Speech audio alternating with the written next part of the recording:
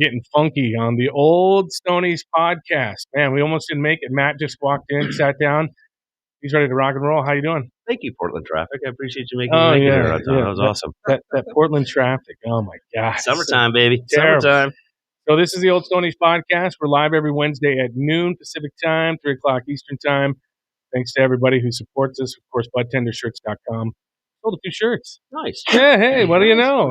Got some new ideas coming down the pipe. All 21 viewers, I think, bought a shirt. So that's awesome. We appreciate it, guys. Thank you. We do. We love you. So this is the Old Stoney's podcast. Justin McDonald here, along with Matt Cristione. Hello. And we have a guest today in the studio sitting here with us. Awesome. I know this guy for a while. He's been around. He does more for cannabis than anybody I think I know, actually. You and your partner in crime, and you guys have been great. Travis Maurer from the Weed Blog, and of course, we're on the cannabis policy oversight team as well together. We are the subcommittee, and I'm excited to be working with you on that. We're just going to bump up your mic just a little bit there. Bumpity bump. So what do you guys do on this committee? Go ahead. You're the man. The Cannabis Policy Oversight Team put together some subcommittees, and the one that we're on is a Community Impact Subcommittee. And some of the main topics of discussion right now are safety in the workplace. Of course, law enforcement, where are they? Because they don't show up to the break-ins. And data collection, trying to manage and get data from the dispensaries, from law enforcement on safety protocols, and also education. So looking at the not so successful DARE project and considering what might replace that. And ultimately, we're just a group of community members who have different backgrounds and looking to bring different stakeholders from the community to the table to discuss these extremely important topics, to make suggestions to CPOT, who in turn advises and makes suggestions to policy makers in Portland, such as the mayor and the city council. Yeah, I mean, my first interactions, I haven't been, on such a thing in a really long time, probably 20 plus years. Mm-hmm. So being a part of the process and participating has been a lot of fun. I know I had a couple technical issues. It seems like there's always some sort of technical issue in my life, whether it be a microphone, camera, or something goes wrong somewhere. And they're trippy. Yeah, exactly. It's the double take. Yeah, it's terrible. It's so bad. You're like, am I having a flashback? Oh my God! But yeah, so far it's been really nice to be a part of it and to see and to hear other people's what they see as issues and things like that. So it's kind of nice to interact with that instead of just the dispensary life. Right. Instead of just hanging out at the dispensary, which I don't mind. I don't mind at all. And farms too. But it's nice to see what's affecting other communities. Right. In the cannabis world. Well, and I want to touch a little bit more on this policing subject. And Justin and I have been working in the industry since day one of legalization, at least. Yeah, a little bit before too. And we've had, and I had a few interactions with police officers at that time too. Yeah, about 20 years. They sure were a lot more zealous about it 20 years ago. Yeah, as far as the pot thing. But we had a couple. We didn't have any break-ins, but we had some jars were stolen and tip money and that kind of stuff. The police used to show up immediately in the first year. Yeah. And then I kind of noticed after that we'd call and have some problems with, customers or something like that. Never show up. See, I found the experience. One of my first dispensary jobs was at a little dispensary in Vancouver called Greenhead. That's right. And when they started there, they had like guards at the front door that checked your ID. Then you had to check it again, when they came in and purchased. So, and these guys were armed guards. I mean, they weren't just, taser, stop, or I'll say stop again type of thing. These guys had guns and full on, And it was crazy. I was like, damn. And then I went to OF and it was like, just knock on the door. Buzzy in. They also only had one strain. Yeah. Yeah. I mean, at the very beginning. And it was $60 a gram. Yeah. I remember no my shit. first visit to Vancouver Dispensary and walking in and being so excited. And for whatever reason, they displayed their strain, Blue Dream, in all of the display cases. So I was like, the next one, I was like, Blue Dream. The next one, Blue Dream. I'm like, so this is it. And they're like, yeah. Yeah. We had to fill in the cases. Yeah. That's awesome. That's awesome. So, Travis, not only are you very active in this community, but you've helped the cannabis community for a really long time. Tell me about your political action background. You know, how you got involved. You were very important in getting cannabis legalized. Well, it's been a team effort. And that's a loaded question. But, but I just know your background. You were very involved with everything. Well, starting in Missouri when I was a kid, mm-hmm. When I was 15, that's not going to be one of those. When I was 15 and worked my way on up, it's a 4-hour podcast. Well, it is the old Stoney's. Yeah. Back in '97. Yeah. Well, this would have been in 90. But a lot of my friends started drinking, and I tried to, and had very disturbing consequences. And I was a huge baseball player, big time baseball. Yeah. And I just remember the one morning I woke up after drinking, I think maybe Mad Dog 2020. And I was walking home, and for the first time in my life, which was a huge red flag, I was like, I don't want to go to baseball. And I was like, wait a minute. What's going on? So I remembered a one-off event with my neighbor up the street where I had smoked some weed, and I really liked it. I was 13, and it was just a one-off thing. I'm not saying that it was there, you just did it, yeah. It just happened. And I was like, oh, I'm going to try that again. So I went and sort of immersed myself in weed. Yeah. And that was sort of the beginning. Because I think a lot of us who have been in the industry without really knowing it are advocates. I mean, you're putting your ass on the line, whether you're growing at home, going to pick up a pound or two or an ounce or whatever. You're ultimately trying to provide your friends with weed and, of course, yourself. So, that's when I started selling weed. And fast forward to 2009, my partner and I were the subjects of a paramilitary-style home invasion where... That's always fun. Yeah. Hey, good morning. Pass the orange juice. Crash in your window. Yeah. Hello. Freeze. Yeah, well, it was. I was actually sitting at my desk in my boxers working on an energy efficiency company, and a dude with a gun was banging on my window, unmarked. Oh, yeah. So initially I was like, oh, I'm being robbed, and I jumped up to go get my legally owned firearm. Yeah. And when I jumped up, I noticed that there was a band of, law enforcement wrapped around my house. Well, fucking parties here. Awesome. Yeah. Woo. Yeah. And so that was quite the experience. And honestly, that was sort of I had dabbled a little bit in activism before that. But that was really the beginning of my activism, because from that point on, I really started to research and started to realize my place, who I am in the community, the advantages of being me in my community, and also the disadvantages of my friends being themselves, primarily Black and brown people. Yeah.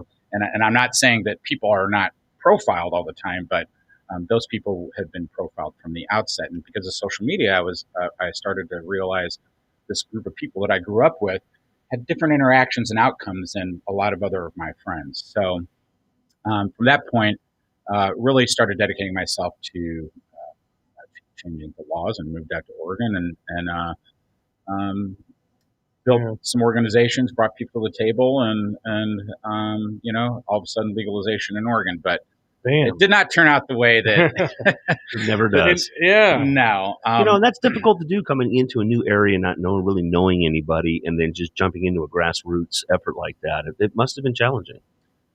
It was, but in my research, I'd noticed sort of the ego that exists in the advocacy world, but also and I'm not even saying it's necessarily a bad thing in the what they now say legacy market world, but people who are guerrilla growers or people who grew in their basements. I mean, it's not an easy task. No. You got to learn energy efficiency, airflow, plumbing, stuff. I'm not kidding, man. You got to learn all kinds of crazy stuff. Yep. Yeah. Oh, jeez. Yeah. Just thinking about it, I'm just so glad I can go down to my local dispensary and buy some weed, because I always thought it was where I lived at the time, it was Alaska, right? We could grow 6 plants per household. you just couldn't sell it, transport it, or anything else. It's home use, right? Yeah. And it was always kind of nice, but it was a hassle to grow the weed, especially in Alaska in a short summer season. I mean, they got to go quick. Yeah. But a lot of people grew indoors, and that was nice. You knew people that grew indoors, and that was good.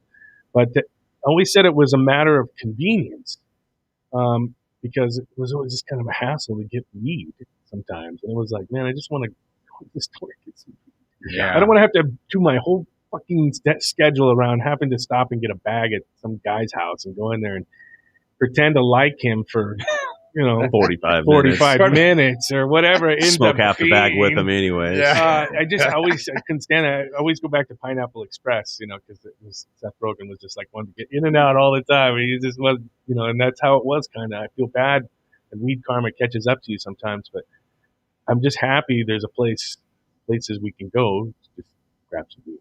Yeah. It's kind of nice. It is nice. The unfortunate part of that is the way that it was rolled out, and I was a bit naive to that.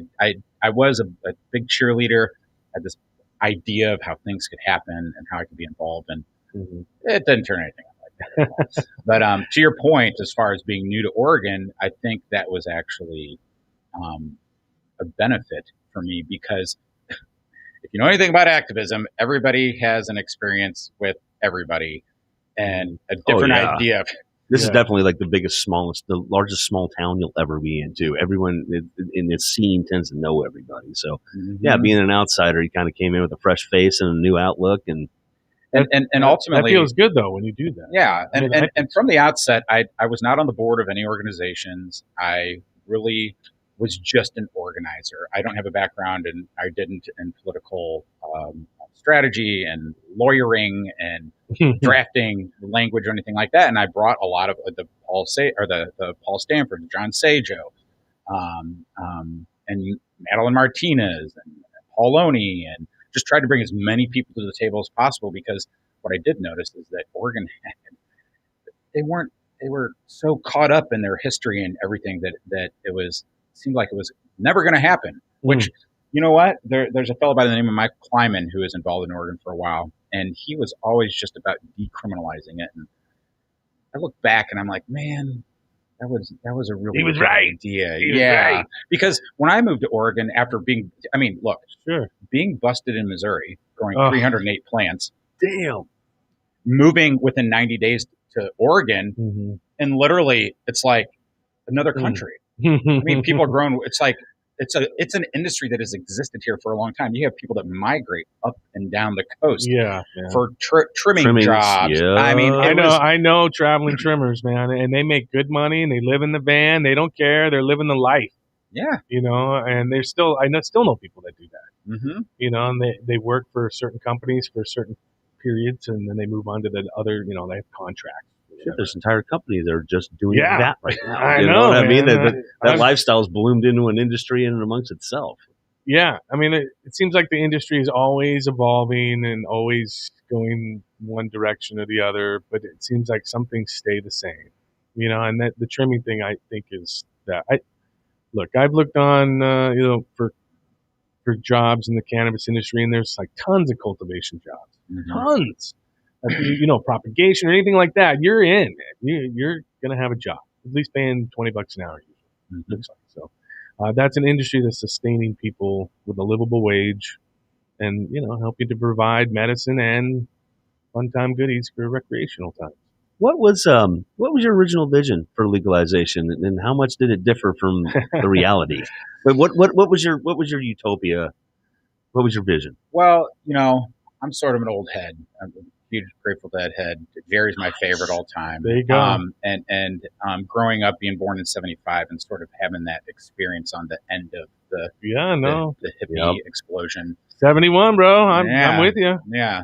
So I thought we would have a boutique industry where people who had been operating for a long time would easily be able to transfer into a legal industry. And that was at the core. One of the concepts that I really thought was important was if it shouldn't have been illegal, then we should allow Oregonians who have been operating generations to move over. But that's really what I imagined. I thought all these farmers that already existed, and everybody knows, and I joke with people in Colorado. I'm like, I used to drive through Colorado to get weed in Oregon.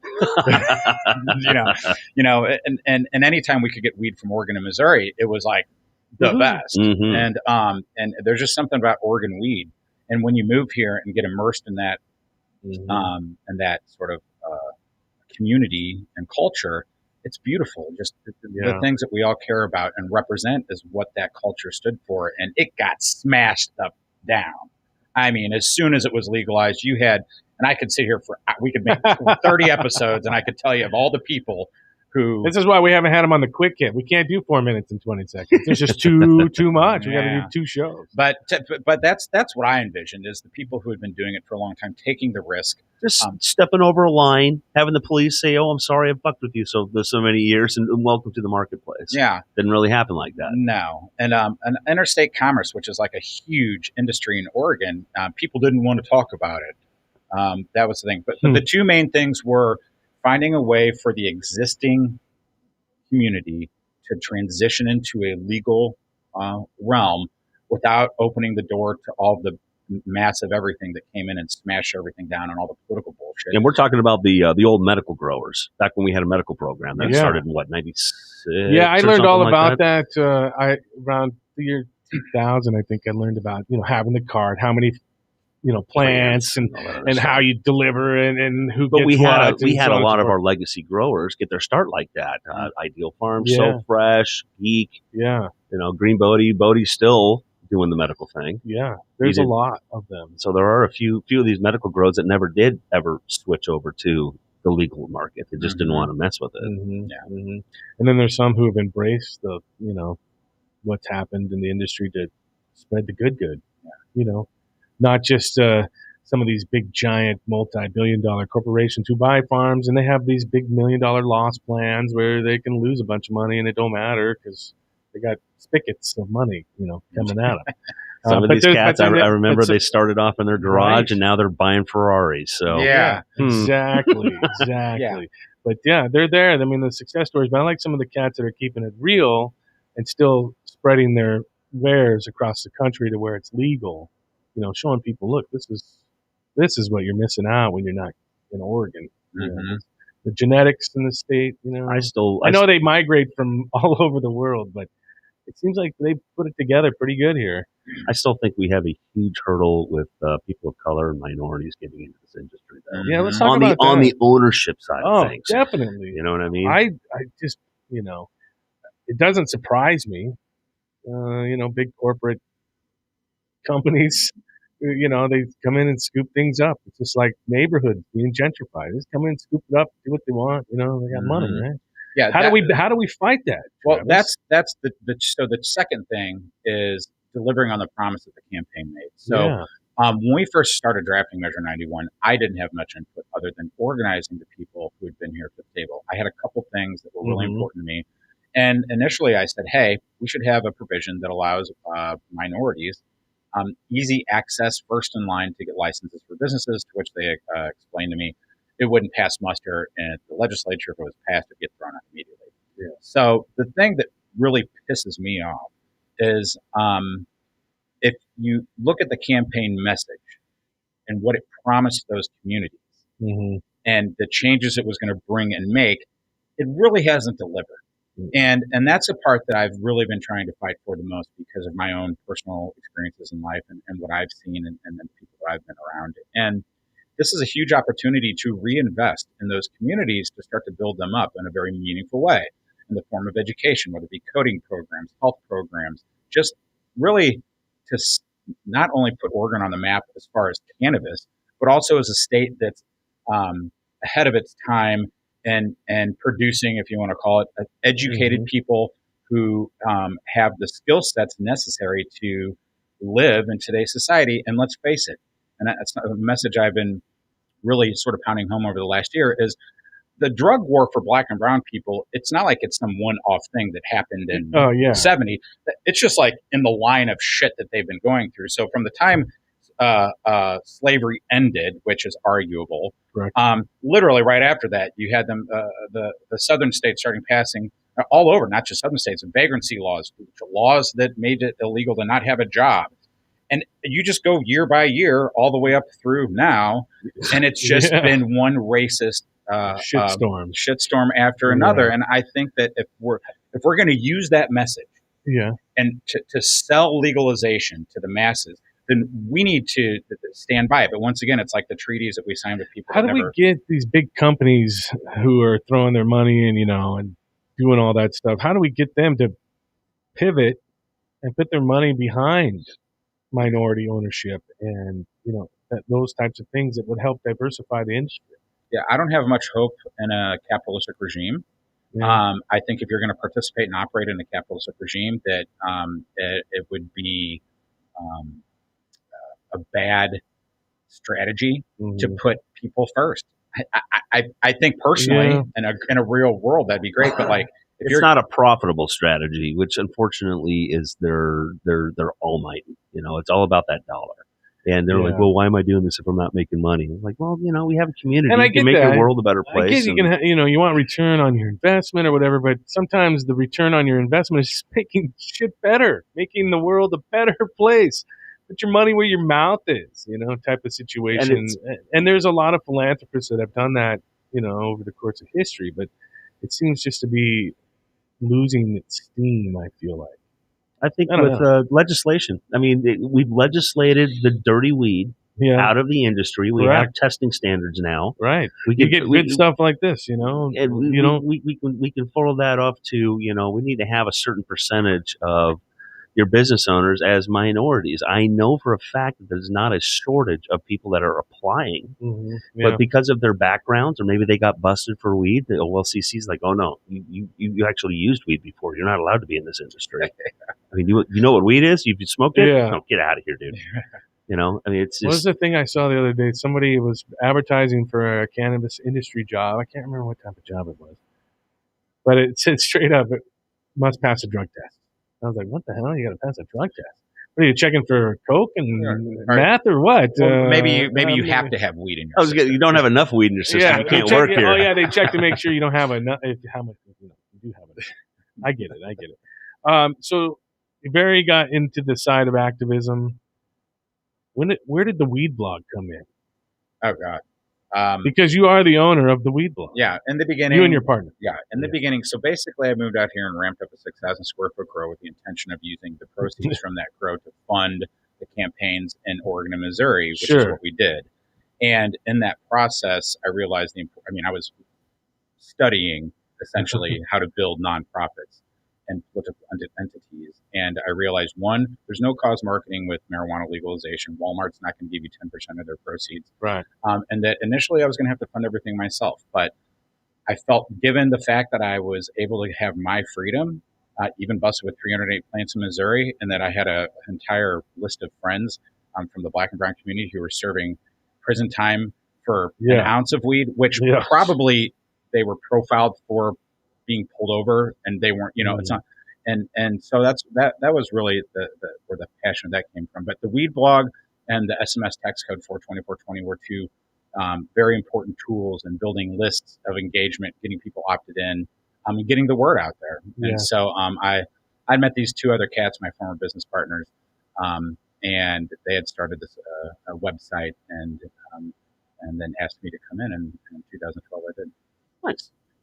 That's interesting. And you're still running it today, of course? Yep. Trying to. Trying to? Yeah. It's a lot of work to run a freaking website. Dang it. You tell me, man. Yeah. You're preaching so I let the him do choir all the here, work, bro. man. I just show up here and look pretty. Something different every day. It's like one day I do something, I think it's correct, and then I do it the next day and it's like not correct. I'm like, what the hell? I'm not, a programmer by any means. But damn, sometimes it's like, whew, this is ridiculous. So what's coming up in the future? Anything? Well, as you mentioned, I serve on the board for the community cannabis policy oversight team for the city of Portland. And, cannabis tax revenue. I don't want to discourage any minority from getting into business. I agree that is opportunity that should be easily provided and accessible. I just don't think with a capitalist regime that's going to happen. My focus and my heart is really set in what are we doing with the cannabis tax revenue to rebuild our communities, to help educate them, provide health care, equitable food, just health insurance, any of the above. And so CPOT really gives me opportunity to have voice in that and advising, helping to advise policymakers on what to do. We recently were able to secure $1.8 million in seed grant money, which is awesome. And then another $1.3 million, I think, in that sounds about right. Relief funds for small cannabis companies. Damn, right on. Yeah. And that's pretty cool. That's a huge step.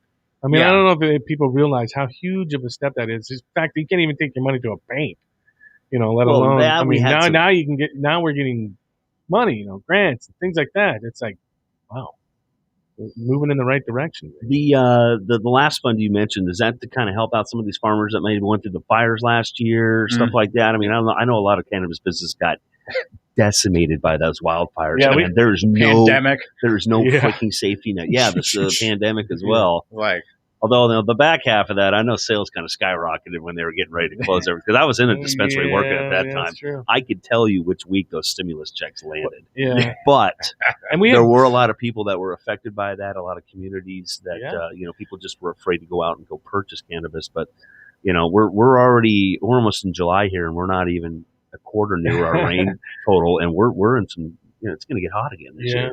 Well, we talked to Geek Mike last week, and they lost a bunch of plants because their power went out during the fire, and they had to evacuate and get the hell out of there. And man, what a thing to go through, especially when it's your livelihood on the line. Whew. Man, oh man. Well, we're almost wrapped up for today. We still got a couple minutes left. Anything you want to add up before we start saying our goodbyes and all that good stuff? You know what? I think advocacy is huge.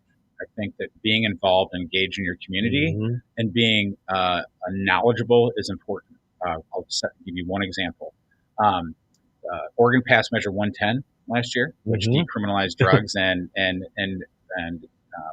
now there's a huge chunk of cannabis tax revenue that's going to go to help build out this what do they call it? Treatment program. And it is good, but it's also bullshit in the sense that money has been promised to communities to help rebuild them. And I personally... if we're stealing from Peter to give to Paul, that's not cool. It drove me nuts. Don't get me wrong. Legalizing drugs and treatment and drug addiction treatment is important, absolutely.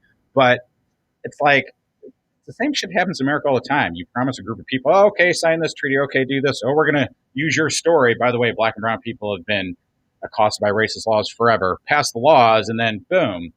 Let's see some real action, like to the tune of tens of millions of dollars in these communities, to the healthy people. And I say healthy, meaning like the people who don't have drug addiction problems, but they may suffer from mental health issues, being poverty, not having access. There's a long list. Yeah. Have we taken the money away from the police officers who don't have our backs anymore?